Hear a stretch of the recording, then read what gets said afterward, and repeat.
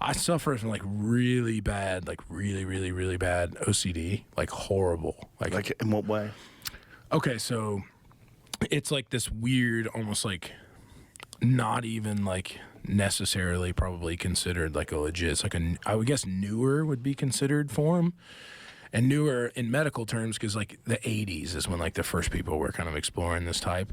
It would be called like purely obsessional OCD, which is like, okay, so you think, when I say OCD, what do you think of? Washing your hands too many times, touching things before you leave. Like you have to touch things 3 times. Or like straightening this, or like straightening Howard Stern style OCD. Right, like you're like everything's got to be like this or straight, or like everything's got to be right.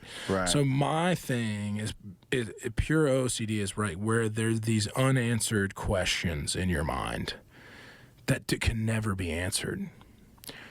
And the ritual is trying to find an answer. Like what kind of questions? Okay, so it could be like, let's say you are super religious, right? And you love, like at your core, like your belief in God and Jesus, and or any religion, really, is the centered part of your life, right? So one theme of it can be, you have a thought. Everybody has crazy thoughts that slip through their head every day, and they come and go. It's like somebody walking by you on the street, right? They walk by and they go, oh, that was weird. I just had a thought about jumping into traffic. I don't want to. That thought doesn't even affect me in any way.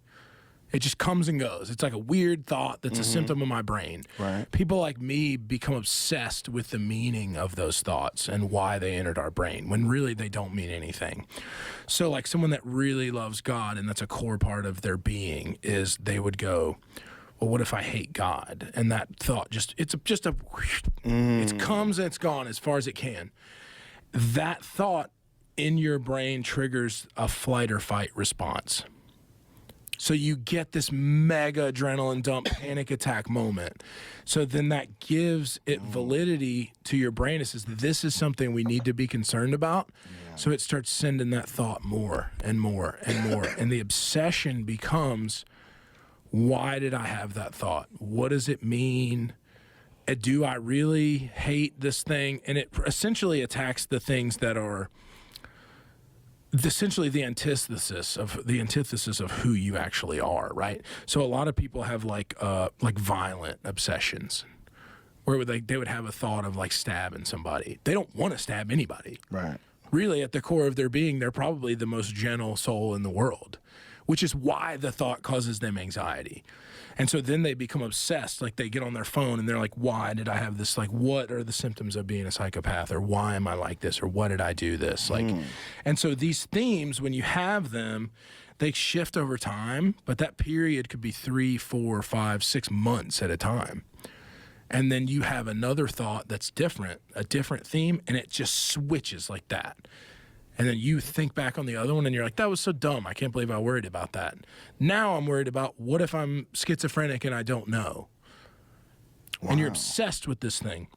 And all my buddies know this about me, and I'm not afraid to talk about it or anything, but it's like, people ask me sometimes, like my buddies would ask me, especially in high school is when it really kind of started for me. And I think they would go, well, try to explain it to me. And the only way I could explain to you how truly bad it is, right, is if someone like murdered my whole family, I would rather them be free and live with what I had than go to jail.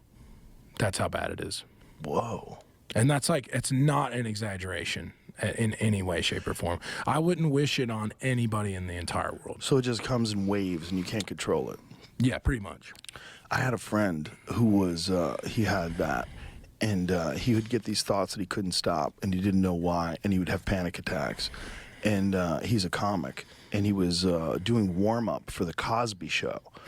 Warm-up is you're kind of like telling kind of mild jokes, and you're explaining the scene, and you're just keeping everybody engaged, because the process of filming a television show is pretty arduous. Yeah, there's a lot going on, and sometimes there's downtime. And during that downtime, he would, do kind of stand up for the crowd and work.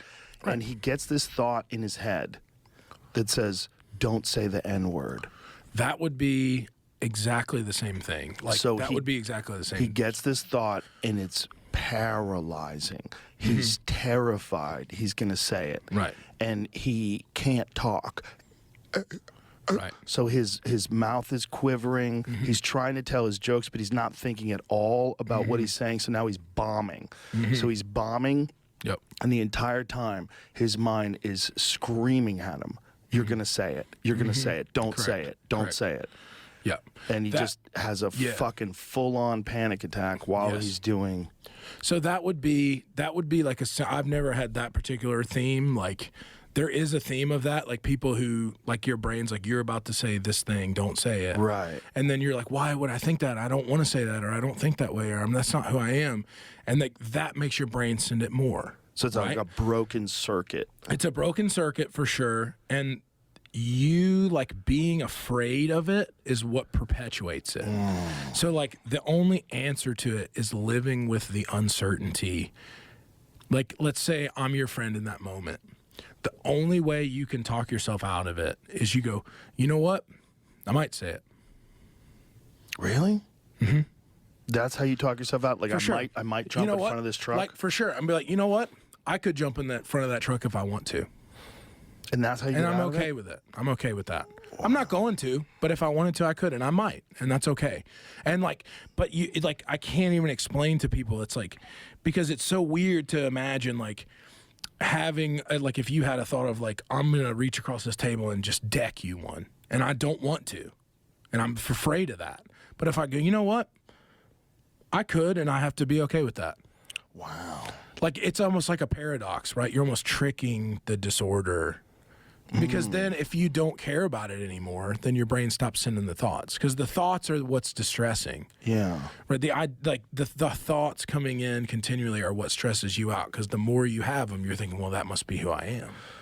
Wow. I must be this violent criminal, or I must be this, suicidal, or I must be that, or whatever. Whatever it is. I must not love my wife, or it's all these things that can never be answered, right? It's not like, what's 2 + 2? Well, we all know that's 4. These are all questions that really there is no answer to them at all. And marijuana triggers those? No, not really. I just think I just think that, like, it can't be something that's like, no, and that's the thing, is I'm not afraid of those thoughts at all. Like, they don't bother me at all. Because you become comfortable with the idea of it. Like, it took me a decade to get. Did you get counseling? Did you talk to people? A few times, not routinely, you know, but I think counseling is almost paradoxical, right? Because the more you focus on it, oh boy, so it can become a weird slope.